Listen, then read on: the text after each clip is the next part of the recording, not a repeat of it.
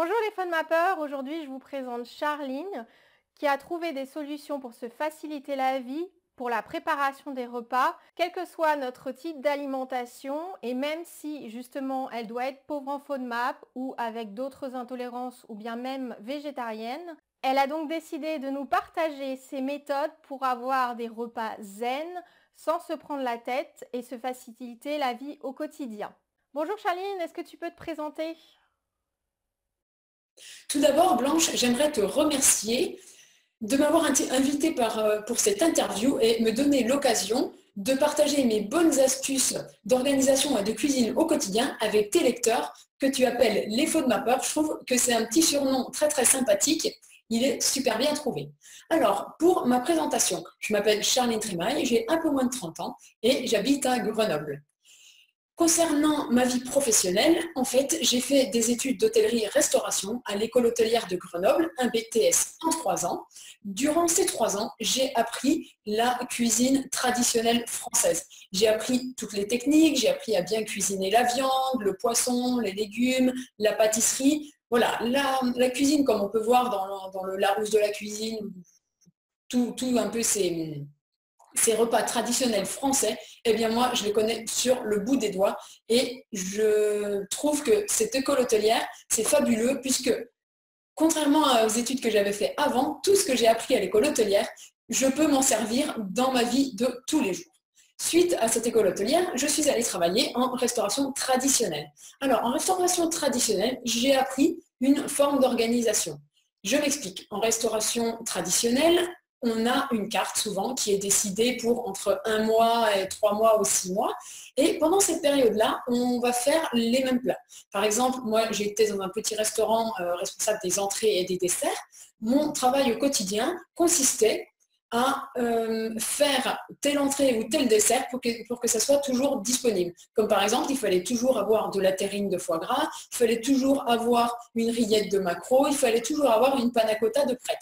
Suivant ce que les clients avaient consommé le midi ou la veille, eh bien, je vérifiais ma mise en place et je refaisais uniquement les desserts qui avaient besoin d'être faits.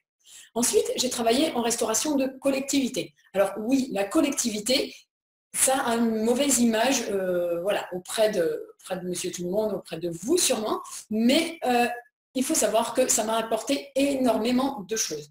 Puisqu'en fait, la restauration de collectivité, ça se rapproche beaucoup plus de la cuisine qu'on fait nous au quotidien. Puisque tu as déjà dû le remarquer, quand tu vas à la cantine, comme on dit, eh bien, tous les jours, tu as des plats différents. Tous les jours, tu as au moins peut-être 2, 3, 4 entrées différentes et 3, 4 ou 5 desserts différents. Et tous les jours, quasiment, ça change. C'est alors qu'en restauration de collectivité, j'ai appris énormément de choses concernant l'organisation que j'ai pu appliquer au sein de mon foyer, dans ma cuisine au quotidien, et je peux te dire que ça a fait un changement absolument énorme. Donc voilà pour ma présentation. Comment peux-tu aider les personnes qui ont une alimentation particulière, comme par exemple l'alimentation pauvre en FODMAP, pour l'organisation de leur repas au quotidien et se faciliter la vie, sachant qu'ils doivent continuer à suivre cette alimentation pendant un certain temps? Très bonne question. Alors, j'ai peut-être oublié dans ma présentation de présenter un peu mon blog qui s'appelle blog.menuhebdo.com, qui est un blog qui donne des astuces d'organisation au quotidien. Tout ce que j'ai appris en collectivité, je le transmets un petit peu par le biais de ce blog. J'ai un autre blog aussi, comment devenir végétarien. Alors, pour répondre à ta question, Blanche, en fait, comme toi qui regarde cette vidéo et qui est entre guillemets, obligé de consommer certains aliments et pas d'autres, eh bien moi, je suis passée par là il y a 1 an et demi, puisque du jour au lendemain, j'ai décidé de tester le régime végétarien. Alors, tu imagines comment ça a remis en cause mon alimentation au quotidien. Du jour au lendemain, un plat sans viande, sans poisson, ça veut dire que d'habitude, je mangeais une viande avec une sauce et des féculents. Eh bien, une fois cette décision prise, il ne me restait plus que les féculents et la sauce. Alors t'imagines bien que manger des pâtes à la sauce, peut-être un soir ou un midi pour dépanner, mais dans le temps, ça ne peut pas durer. Ce qui m'a permis de rapidement devenir végétarienne, de prendre du plaisir avec un nouveau régime alimentaire, c'est en fait que je faisais mes menus. Et pour répondre à ta question, Blanche, très simplement, quand on a des aliments entre guillemets interdits, il ne faut pas se focaliser en se disant « Ah non, je ne peux pas manger ceci, je ne peux pas manger cela ». Il faut justement changer d'état d'esprit et se dire « Oui, je peux manger tel fruit, oui, je peux manger tel légume, je peux manger tel produit ». Quelle recette est-ce que je peux trouver sur Internet avec ce fruit, ce légume, cette céréale que je ne connais pas? Et ensuite, tout simplement, faire ses menus. Alors, pourquoi faire ses menus pour moi est super important?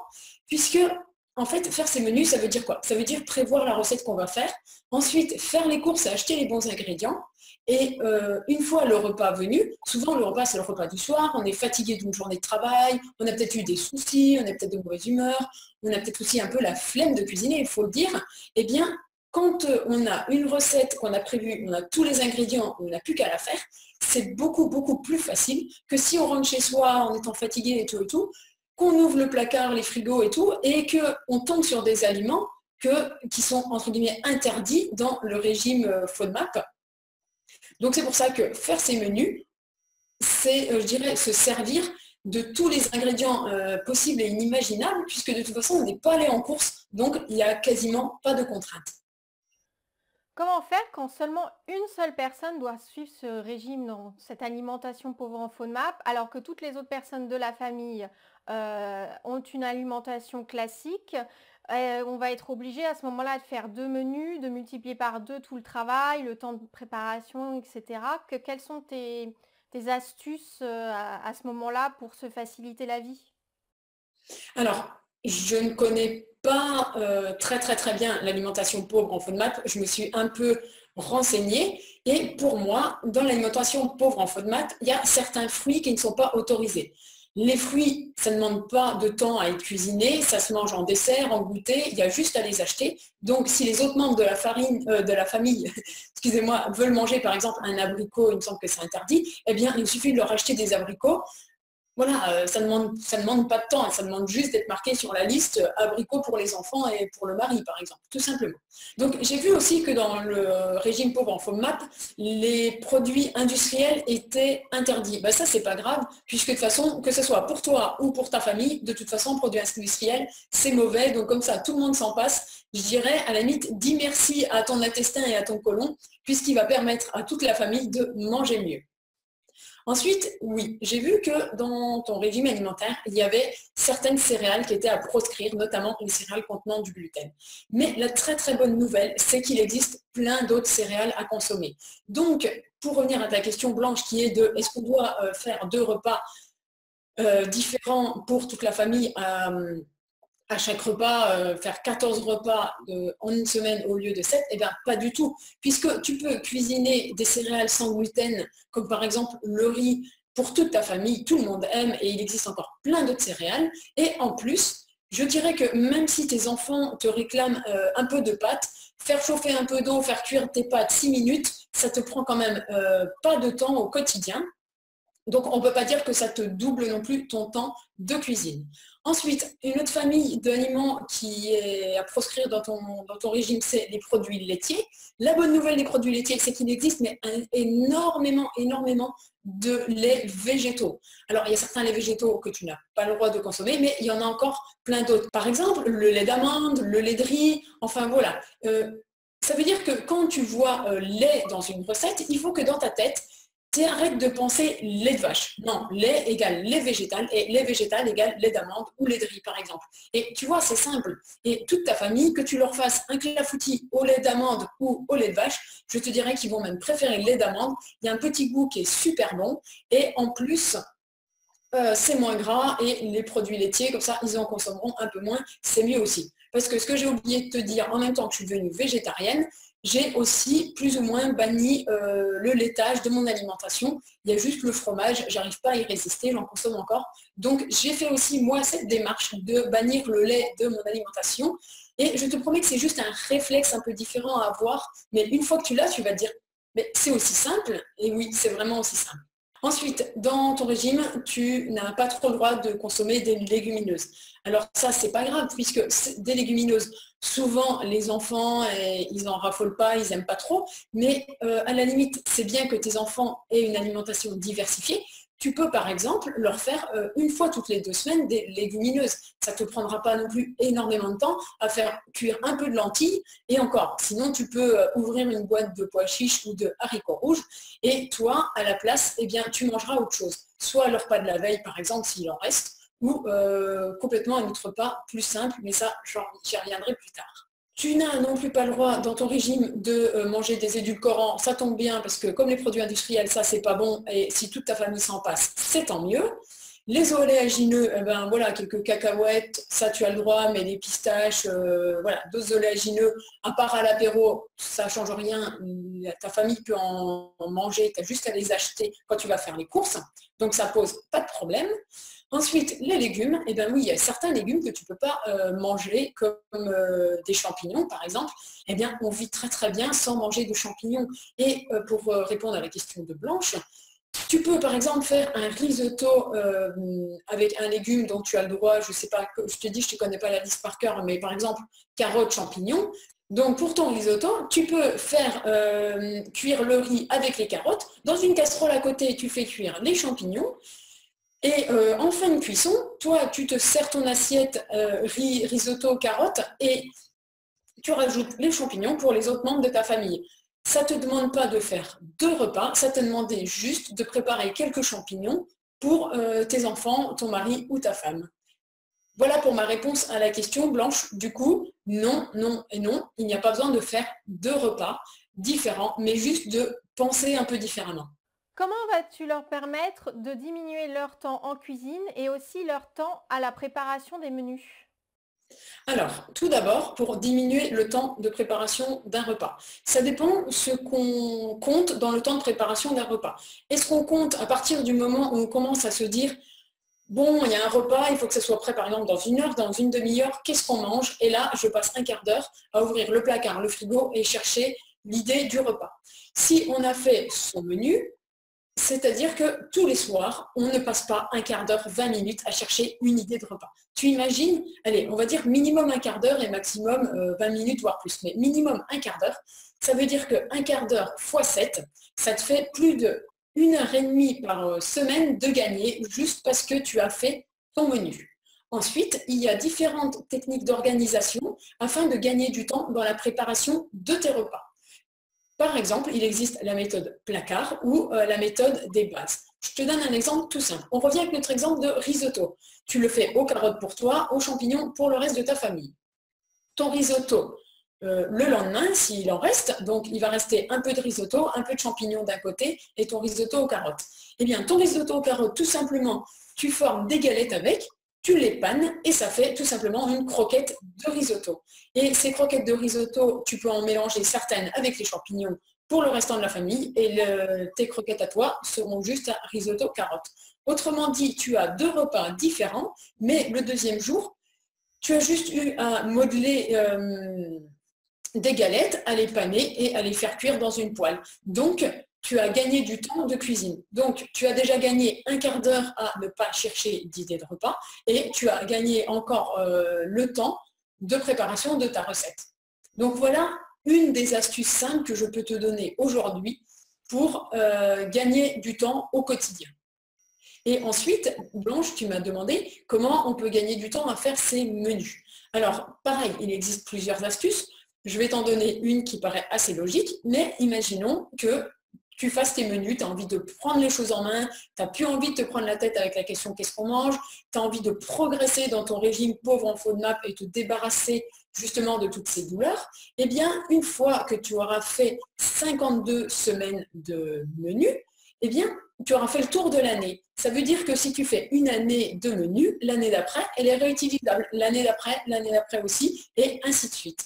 Donc, je dirais qu'au pire, au maximum, tu vas faire tes menus pendant 1 an et ensuite tu vas te resservir de tes menus. Mais il existe aussi des solutions pour ne pas attendre 1 an, justement, et avoir des menus tout prêts avant. Est-ce que tu proposes aussi des solutions quand certains jours on n'a même pas le temps de préparer des repas, mais juste de les réchauffer? Et du coup, ces personnes-là ont tendance à acheter des plats tout préparés. Et pour éviter ça, parce que les plats tout préparés, c'est à bannir. Alors, quand on n'a pas le temps de cuisiner le soir, tout d'abord, je fais mes menus, comme je te l'ai dit, et je sais que, par exemple, tel soir ou tel soir, j'ai une réunion, j'ai un appel téléphonique, je sors un peu plus tard du travail, enfin bon, plein de choses. Et je sais que certains soirs, déjà, j'aurai pas le temps de cuisiner. J'aurai juste le temps de réchauffer. Donc, le fait de faire ces menus, déjà, tu n'es pas pris de court, tu ne te stresses pas en te disant « Oh là là, ce soir, j'ai pas le temps de cuisiner, je vais être dans la galère, tant pis, je commande quelque chose vite fait, tant pis pour mon régime, tant pis pour le budget alimentaire. » Non, en faisant son menu, tu regardes ton agenda de la semaine et tu peux prévoir des recettes qui prennent peu de temps ou beaucoup de temps en fonction de ton agenda. Ensuite, ce que tu peux faire, c'est bien sûr cuisiner des plats que toute ta famille aime. Par exemple, quand tu fais ce hachis parmentier que toute ta famille adore, tu le sais, ils aiment tous ton hachis parmentier, tu fais super bien. Eh bien, il suffit, le jour où tu en fais, d'en faire 2 plats. Tu sais que tu vas consommer un plat, par exemple, ce midi, et l'autre plat, tu vas le congeler pour un soir où tu seras justement dans la galère. Une autre solution est d'avoir toujours des ingrédients pour faire des recettes rapides. Par exemple, moi, ça m'arrive aussi juste d'avoir la flemme de cuisiner. Soit j'ai passé une mauvaise journée, soit je suis fatiguée et j'ai pas envie de cuisiner. Eh bien, je sais que je me garde ma petite recette d'omelette aux pommes de terre de côté. J'ai toujours des œufs, j'ai toujours des pommes de terre. Et je sais que cette recette-là, je la fais juste en cas de dépannage. Et mon copain et moi, on aime bien l'omelette aux pommes de terre, ça nous fait plaisir et ça se voit même pas que ce soir-là, j'avais la flemme de cuisiner, une petite salade déjà toute prête avec une vinaigrette déjà toute prête et c'est super rapide à cuisiner, c'est super sain et pour toi qui suis ton régime pauvre en FODMAP, eh bien tu ne fais pas d'entorse à ce régime. Comme je te l'ai dit, je fais mes menus. Ça veut dire que quand je sais que je n'ai pas le temps de cuisiner, je peux aussi prévoir la veille un repas en plus grosse quantité et le lendemain, eh bien, tout simplement, on mange les restes. Et quand on a des contraintes budgétaires assez strictes, est-ce qu'il est quand même possible d'économiser de l'argent tout en ayant des repas équilibrés? Alors, en effet, Blanche, il y a différentes façons de manger sain, équilibré et économique. Tout d'abord, je te conseillerais de privilégier les légumes pendant les repas. Alors, bien sûr, les légumes qui font partie des légumes autorisés dans ton régime, et je peux dire que tu as de la chance, puisqu'en fait, il y en a plein qui sont autorisés. Comme je te l'ai dit au début de cette interview, il faut arrêter de regarder ce qui n'est pas autorisé et te focaliser sur justement ce qui est autorisé et rechercher des recettes à partir de ces légumes-là. Ensuite, une deuxième façon d'économiser pas mal d'argent, c'est de manger beaucoup moins de viande et de poisson, puisqu'on n'en a pas besoin à tous les repas. Peut-être que le midi, tes enfants ou toi ou ton mari mangez à la cantine et vous mangez déjà de la viande.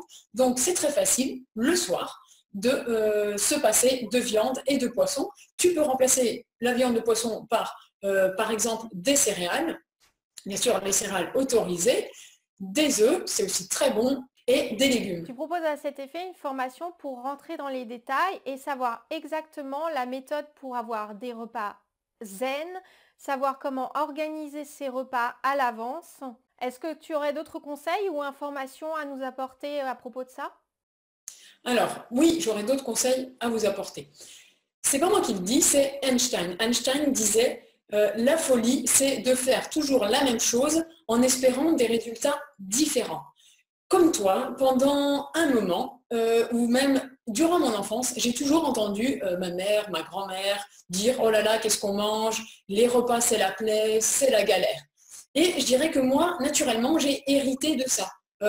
C'était normal d'ouvrir le frigo, les placards, se chercher une idée de repas, se dire que c'était la plaie, perdre un peu ce plaisir de cuisiner.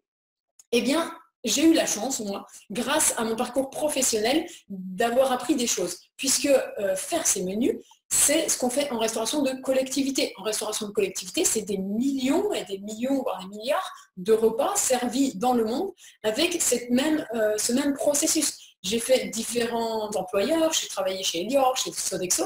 Je peux te dire qu'ils travaillent toujours de la même façon. Tout repose sur un menu. Donc, tu vois bien que si aujourd'hui, tu n'es pas satisfait de tes repas, si tu n'arrives pas à suivre le régime pauvre en FODMAP qui ferait du bien à ta santé, eh bien, je pense que si tu ne changes pas tes habitudes, je ne vois pas comment tu peux avoir des résultats différents. tout simplement. Alors, tu peux essayer plusieurs choses, tu peux te documenter sur Internet, tu peux discuter dans des groupes avec des gens, mais le but, c'est justement d'essayer des choses et de ne pas continuer comme tu fais, puisque tu le vois bien, ça ne marche pas. Alors moi, je propose une solution qui est celle de planifier ses repas. Alors, sous ce mot planifier ses repas, il y a quand même une formation qui dure 1 mois, sous laquelle on voit divers éléments de la planification des repas, puisque ce n'est pas aussi facile que ce qu'on peut penser. Dans cette formation, j'apprends aussi comment gagner du temps au quotidien, comment justement faire un menu à partir de contraintes, qu'elles soient allergènes, qu'elles soient, comme pour toi, des contraintes liées à la santé ou des contraintes liées à l'éthique, comme pour moi, être végétarienne. Et je peux te dire que je suis passée aussi par là, puisque après m'être imposée, oui, à moi-même un régime végétarien, mon compagnon a des migraines. Et en fait, on a regardé sur Internet et il y a aussi certains aliments, enfin pas interdits, mais déconseillés dans le cadre des migraines. Donc ce que j'ai fait, j'ai simplement imprimé cette liste et ensuite j'ai fait mon menu à partir de ces aliments interdits. Je les ai enlevés de mon menu et je peux te dire que c'était vraiment, vraiment très, très simple de se passer de certains ingrédients, tout simplement quand tu fais ton menu. Et enfin, ce que je voudrais rajouter à cette interview avec Blanche, c'est que certes, tu as un petit dérangement au niveau du ventre, de l'intestin, mais je dirais que tu as quand même de la chance, tu n'as pas un handicap, tu n'es pas sourd, tu n'es pas aveugle. C'est entre guillemets juste quelques aliments non autorisés. Donc si tu veux, quand tu as compris comment faire, c'est très très très facile d'adapter son alimentation à n'importe quel régime alimentaire. En fait, si tu veux, pourquoi j'ai créé cette formation? Parce que moi, des idées repas, j'en ai énormément, j'en ai beaucoup plus qu'il n'y a de repas dans la journée ou dans la semaine. Alors, si tu veux, j'ai cette richesse de connaître plein d'idées de recettes, voilà, à chaque fois que je fais mon menu, je me dis « Ah non, cette recette, je ne peux pas la faire cette semaine, j'avais déjà prévu ça, je mets la semaine prochaine et tout. » Et je vois qu'autour de moi, je reçois donc des questions sur mon blog, on me dit « J'ai pas d'idée de repas, j'ai pas d'idée de repas, comment on fait quand on n'a pas le droit de manger ci, de manger ça ?» C'est pour ça, justement, que j'ai créé cette formation pour t'aider au quotidien, parce que, voilà, ce sera un poids pour toi en moins à supporter. Tu as déjà ton rôle peut-être de mère, de dame qui travaille, tu fais les papiers de la maison, tu fais les comptes, enfin, tu as plein de rôles différents et c'est vrai qu'on n'a pas tous eu la chance de faire des études de cuisine et d'avoir cette formation. Donc c'est pour ça que je voulais partager mon savoir et mon accompagnement au travers de cette formation. Bon, en tout cas, merci beaucoup Charline de nous avoir appris tout ça et à bientôt. Merci Blanche de m'avoir laissé la parole et si vous avez des questions, n'hésitez pas à les poster dans les commentaires de la vidéo. Je me ferai un plaisir d'y répondre. Merci d'avoir écouté la vidéo jusqu'à la fin et je vous dis à bientôt. À bientôt.